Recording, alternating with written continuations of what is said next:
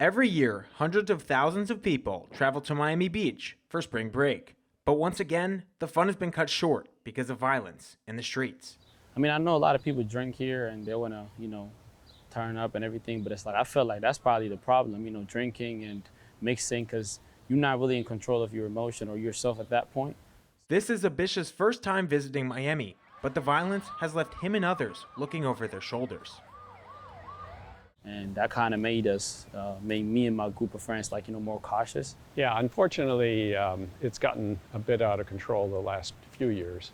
A few knuckleheads are spoiling it for everybody else. Last weekend, spring breakers could stay out all night. But after 2 deadly shootings on Saturday and Sunday, the city ordered a curfew starting at midnight. And many visitors were not happy with the city. Look, man, I traveled a long way to be here, so it does suck that we have to go inside a little bit early. This is where all the activity is. Crime is clearly the #1 problem local officials say they must address. But making sure residents' lives aren't affected by tourists is a close second. Look, we don't want spring break. We don't ask for it. We don't advertise for it.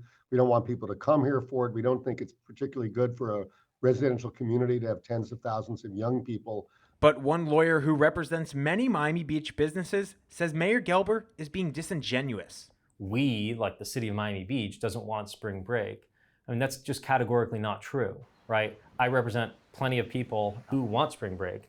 Last Tuesday, a District 11 judge ruled in favor of a new city ordinance restricting liquor sales at large venues south of 5th Street.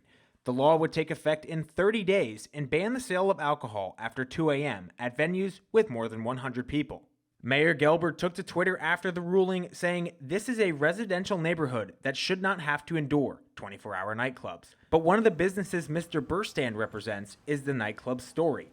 He says the city has not tried to work with the club and that the new ordinance feels like it is targeting the establishment. Because Story is one of the few nightclubs that actually does have metal detectors. Story is probably the safest place to be on spring break.